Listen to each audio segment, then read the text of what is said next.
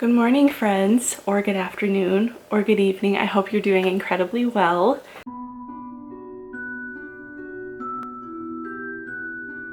I've been debating on whether or not I wanted to film this today because it is really overcast outside, which I usually love, but the lighting in here is kind of not super great, so I'm sorry about that. But I have quite the haul to show you guys, which I'm really excited about. Some of the things I'm also in the middle of filming a reading vlog of reading The Hobbit for the first time, so I'm just having a good day so far. I'm not going to show absolutely everything I've hauled over the last few months because this would take forever. Sorry, my dog is playing with his toy. Like, there's a lot of smaller miscellaneous things that I've hauled, like these earrings and like that clock back there that's super cute, just like random stuff like that. I'm not going to be showing things from my kitchen, things like that, but I do have quite a few books, and I have like a dress haul that I'll be showing at the end of this video as well. I'm going to show it at the end because, again, since it's overcast, I think I'm going to film that on a different day and then just add it on in the end. And then I'm also waiting on one more dress to arrive. I did get this cute set from Amazon that I'm like super obsessed with. I got this in the mail yesterday, so this is my first time wearing it and I love it so much. I'm definitely going to be ordering it in other colors, so very exciting. And the other smaller thing that I got too are like these headbands. They're like metal ones for curly hair, which I wish I would have gotten a long time ago. I have a big head and I have curly hair, and whenever I wear a headband I always get a headache, and then it makes like this part of my hair really flat, so then I can't take my headband off later. So anyway, but yeah, I think I'm just gonna jump right in because the first thing that I'm gonna show, I'm just so excited. So yes, let's just jump right in. The first thing that I'm gonna show you guys is something very exciting, and that is The Lord of the Rings. Look at how beautiful this edition is. And the side, it just, all of it, I got this on Prime Day for $26. They're $75 at the store, so I think I got a pretty good deal on it. And it also comes with maps in here as well, and I love it so much. And like I said, I'm reading The Hobbit right now. I have like an old edition that I thrifted a long time ago, but I do want to get like the super nice edition that's kind of like this, but it's green. And yeah, I don't know, I'm so excited about this. I've wanted this for so long, and yeah, I can't wait to read this one. And then the one that kind of goes along with that is right next to it, and that is Silmarillion. And these are obviously by J.R. Tolkien, so I think that goes without saying, but this is just such a beautiful edition. It also has some beautiful Elvish right here, and I just love it so much. This one also came with a map, and I don't know what it is about the Tolkien maps, but I just love them so much. And it's just so pretty, and I can't wait to read this one. I can't wait to read all of Tolkien's stuff, honestly. Like I said, not in the middle, I just started The Hobbit last night, and it's just so cozy, and you can definitely tell it was written in a different time. So I'm just really excited to see how his other works compare to it, and I'm so excited. So I'm definitely going to start off with the books and then go into more of like the miscellaneous stuff. But the next thing I actually got at a sale, an estate sale? No, flea market that this lady has on her property actually. And that's the Beatrix Potter, The Complete Tales. I already have one of these, but it's just like, it's a different book, I think. But this was only $4, and look how pretty it is.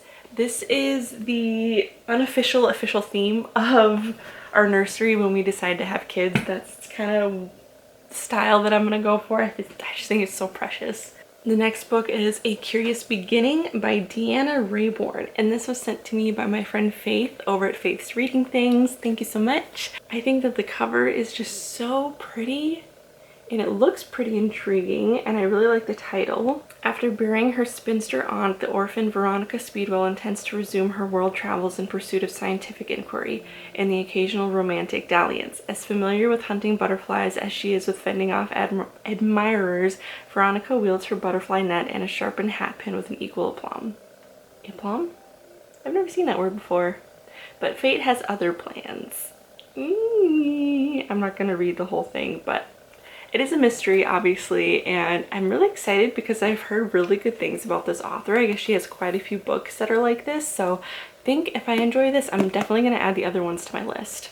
The next one is another series that I also got on Prime Day, and that's the Caraval series. It is so pretty. I think the covers of these books are really like underappreciated. And this is another series that I've kind of heard 50-50 on. Like, I've heard people say that they absolutely love it, can't stop thinking about it, that it's fantastic. And then I've heard other people say that they're like really boring. So I'm not really sure what to expect going into this one. The front of it says it's the closest thing to magic you'll find in this world. I've heard that it's kind of like a magical Hunger Games almost, so I'm not even quite sure what exactly the plot is, but magical Hunger Games was enough to sell me. The next series just arrived yesterday. I already have the first and third book that I've had for like a year now, and I still haven't read it because I know that I'm gonna love the series so much, and for some reason when I know I'm gonna love a book, I don't read it for as long as possible.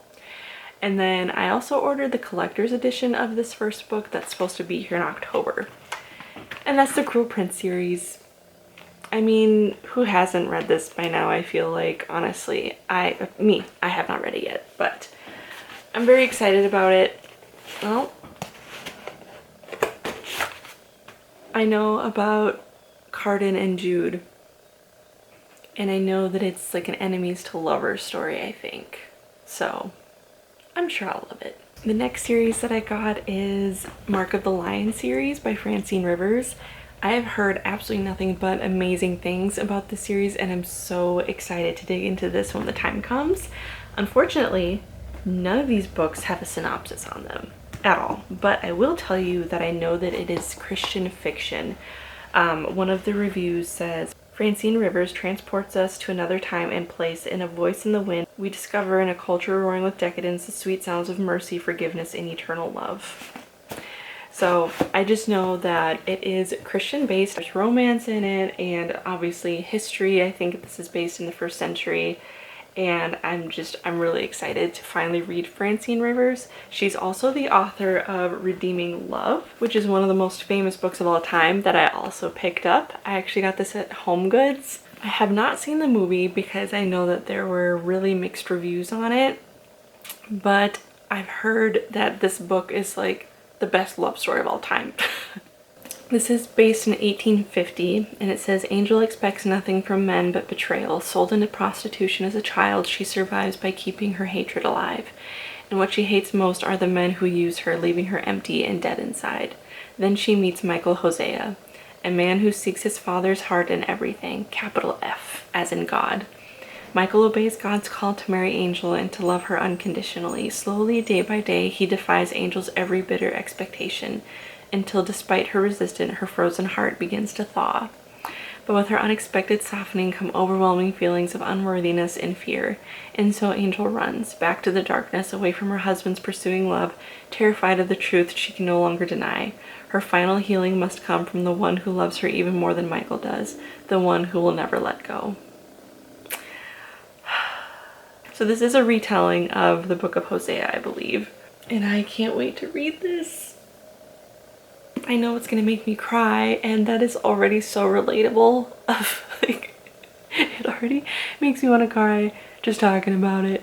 Being hurt so much in your life, and then when you finally find the one person who actually loves you, you feel so unworthy of that, and I can't wait for this to break my heart. The next book is beautiful, and it's Leigh Bardugo's The Lives of Saints. So this isn't like a book, I guess. I don't really know how to explain it. It's basically kind of like an encyclopedia almost of all the saints in her series. from Shadow and Bone and Six of Crows, I think. But it is beautiful, and it just shows pictures of the saints and their lives and what they're known for and things like that. But this was also on sale on Prime Day, so I did snag this, and I think it is so beautiful. Part of me kind of wants to take off like all the dust jackets on my books because I think that the raw book edges and such are so much prettier. The next book that I got is another one that I'm super excited to read because it is a continuation of the set from C.S. Lewis, and this is the Screwtape Letters. I am really excited to read another one of his books because if you saw my vlog from a while ago, or maybe I didn't do a vlog of it, I can't remember. But basically, I recently read his book, Mere Christianity, and it rocked my world. It was so good. So good. So I cannot wait to read this one. From my understanding, this is written from the perspective of a demon. At once wildly comic, deadly serious, and strikingly original, C.S. Lewis gives us the correspondence of the worldly wise devil to his nephew Wormwood, a novice demon in charge of securing the damnation of an ordinary young man. The Screwtape Letters is the most engaging account of temptation and triumph over it ever written. So I think this book is written from the perspective of, it's like letters from the devil to this demon and then from this demon to a human to try to get him to fall into temptation and evil and to turn away from God. And this is very like applicable to life from my understanding, because then you're going to see like ways that the devil might be trying to get you to mess up in your life. So I'm really excited to read this one because I loved C.S. Lewis' last book that I read, so very excited. The next book that I got was from the dollar store. Actually, I've never heard of it, and it's called London is the Best City in America by Laura Dave. So we have our main character, Emmy, and she has kind of a complicated life, not really sure what she's going to do with her career, with her future. She's not married, just kind of like floating and trying to figure it out. And her brother is due to be married in a few days, but then he calls her and is nervous and not sure if he wants to go through with it. So they end up leaving on a road trip together for a few days before the wedding to pursue this other woman that he thinks that he might still be in love with, and he doesn't want to marry his fiance if he's still in love with another woman. So really it's about being in adulthood and wanting to make sure that you're making the right decisions for the right reasons. So I don't know, I thought it sounded kind of interesting because there are going to be a lot of life lessons from my understanding. The next 4 books that I got, I'm going to show all at once because I bought these together and they're all like collector's editions from Barnes & Noble. And it's these beauties. So the first one here is The Strange Case of Dr. Jekyll and Mr. Hyde. I'm really excited to read this one. My husband mainly picked this one out, but I was equally as excited.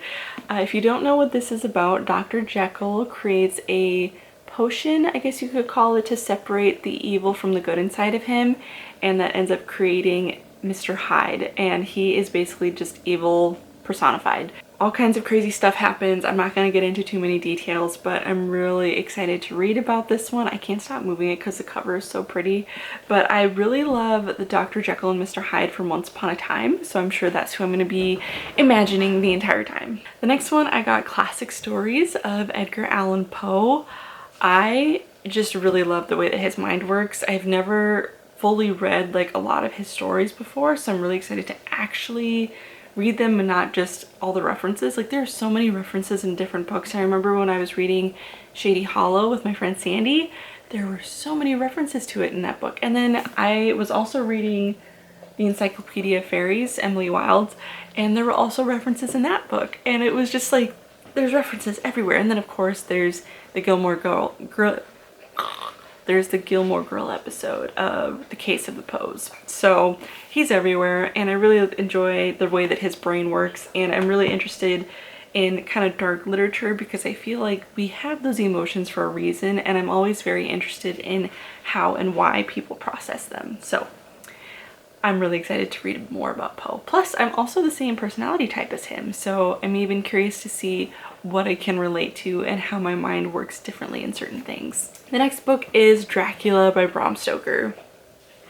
All I know is that Dracula is a vampire, and that's literally it. So I'm really excited to read this one. My friend Megan recommended this to me. She is the Ginger Hobbit on Instagram once again. If I've mentioned her literally every single video, so if you don't follow her by now, what are you doing with your life? So yeah, I believe that this is written in a journal style, kind of like Emily Wilde's Encyclopedia of Fairies was, and I found that format to be really interesting, and I think that this is how this book is also written. So yeah, it is. So I'm really curious to see what this is all about, and apparently it's gonna make me cry, so what doesn't? I kind of want to read that during like October, but at the same time my fall TBR is so huge, so I don't know if I'm gonna actually get to it or not, but regardless, I'm really excited about it. And then the last book that I have is Wuthering Heights by Emily Bronte, and it's just so pretty, isn't it? I love the colors and the foil, and I don't know what this is about at all. I just know that in the proposal, Sandra Bullock's character says that Wuthering Heights is her favorite book and she reads it every Christmas. And then the last 3 books that I have are going to be Book of the Month books. The first one is The Stranger Upstairs by Lisa M. Matlin. I thought the cover was really fun, and this is a thriller. I read a thriller recently for the first time in a hot minute, and I was like, I forgot how much I love thrillers. Like, that's kind of like my bread and butter, I think, honestly. I love thrillers so much, so I'm really excited to read all 3 of these because they're all 3 thrillers. But the back says, a gruesome history, a hostile neighborhood, a new owner with a shocking secret, welcome to Blackwood House. The synopsis is really long. Basically it just says, most people wouldn't buy an infamous murder house to renovate for fun, but Sarah Slade is not most people. This is totally something my husband and I would do. Bottom of the synopsis says, with every passing moment, Sarah's life spirals further out of control, and with it her sense of reality. But as she peels back the curling wallpaper and discovers the house's secret, she realizes that the deadly legacy of Blackwood House has only just begun. So it sounds very spooky, haunting, that kind of a thing. So I don't know, it sounds interesting enough. The next one is a very, very popular book that I'm sure most of you have probably already read, and that's The Only One Left by Riley Sager. This will be my first Riley Sager book, I'm pretty sure. So again, I would love to read this fall because it is fairly new and spooky, but my TBR is just so huge. The Hope family murders shocked the Maine coast one bloody night in 1929.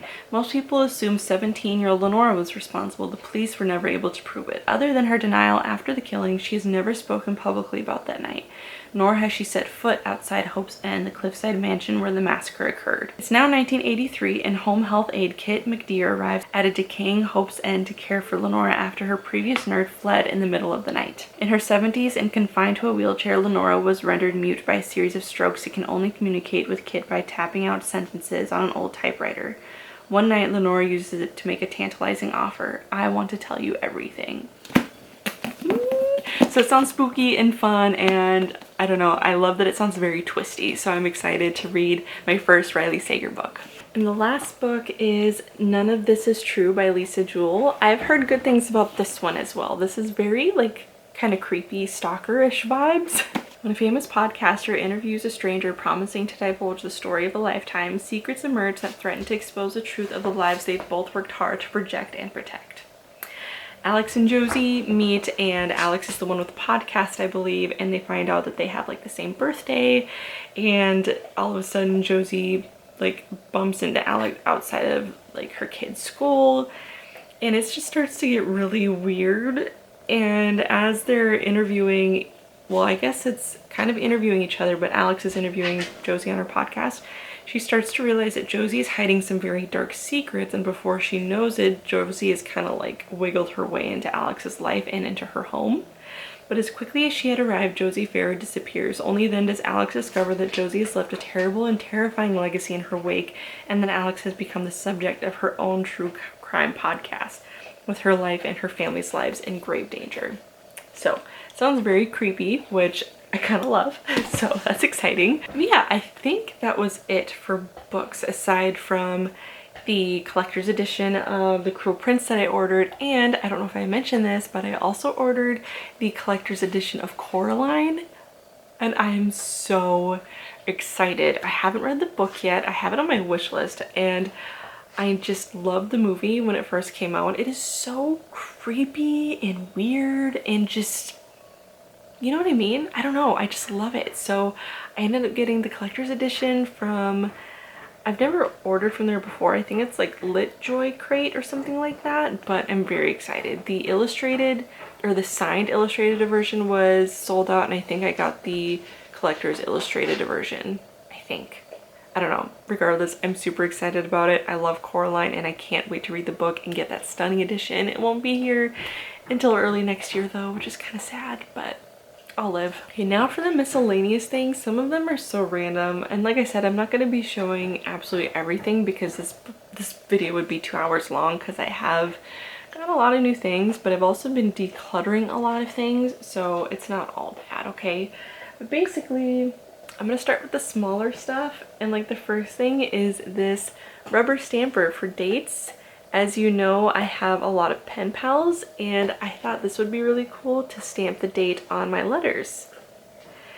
And I'm also considering starting a reading journal. I don't want to put too much pressure on myself to start doing creative stuff because I don't want to like get burnt out or not like it anymore, but I was thinking of also stamping like the start and end date of when I read a book and just stamping on like the inside of the cover.